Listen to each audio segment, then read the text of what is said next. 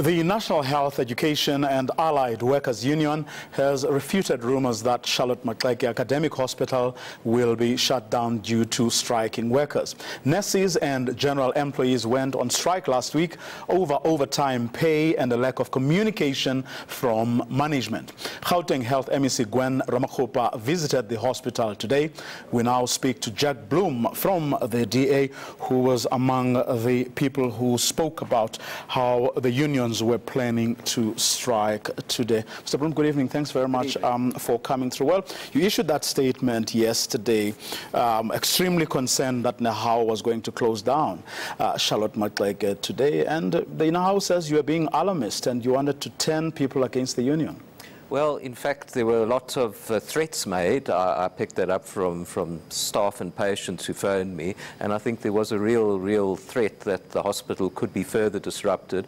But fortunately, the Gauteng Health Department got a court interdict against the union, and they're enforcing it. So I think that's what stopped further action. I was there at the hospital myself today, and I must say I was very relieved and pleased to see that it was back to normal. But we must keep it that way, because what happened last week was sheer vandalism.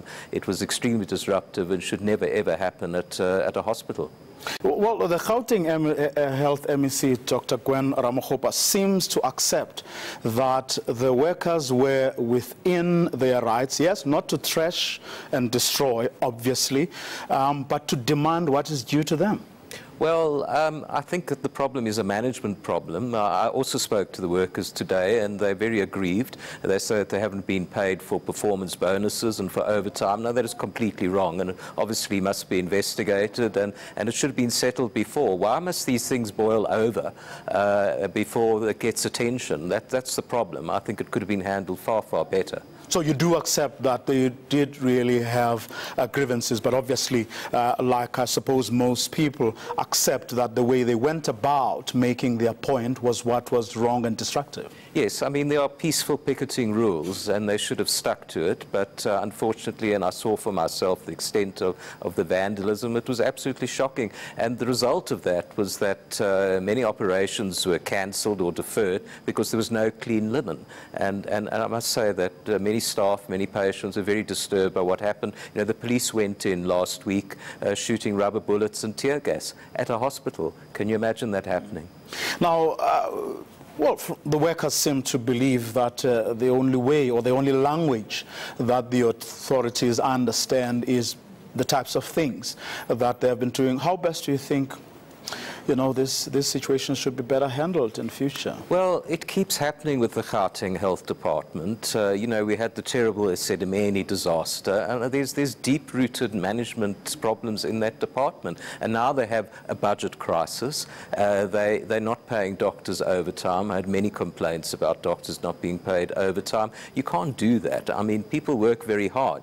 And one of the issues is that staff posts have now been frozen. So what happens is that extra pressure for the remaining staff. So I really think that for once and for all, the Gauteng Health Department needs to have decent management, spend their budget properly, cut out the massive corruption that we've seen in the past, and just run a decent hospital for everybody concerned, for staff and for patients.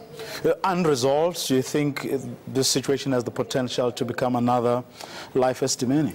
Well, unfortunately, I think that life Esidimeni happen all the time in our health system because, you know, if machines are broken, if operations are cancelled, I mean, patients can die. And it's not as visible as what we saw with life Esidimeni when it was finally uncovered with the Health Ombudsman's report. But I'm afraid to say the stories I get every day show that a lot of people die unnecessarily in our hospitals because of things that go wrong, that shouldn't go wrong.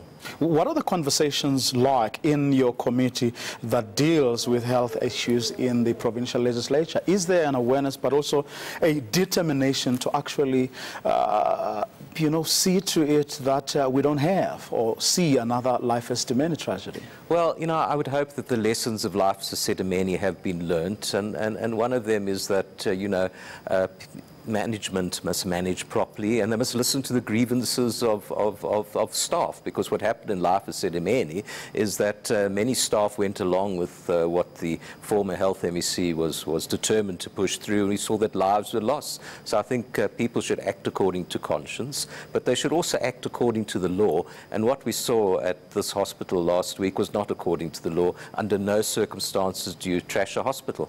But from your observations, and you are, of course, one of them, you are a member of the provincial legislature serving in that committee, are your hearts and minds in the right place? Do you constantly remind yourselves that we should avoid any situation that has the potential to become another Life Esidimeni? Well, my job is accountability, and that's why I asked the questions that in fact led to the revelation that people had died with the transfers in Life Esidimeni. I continue to ask the questions.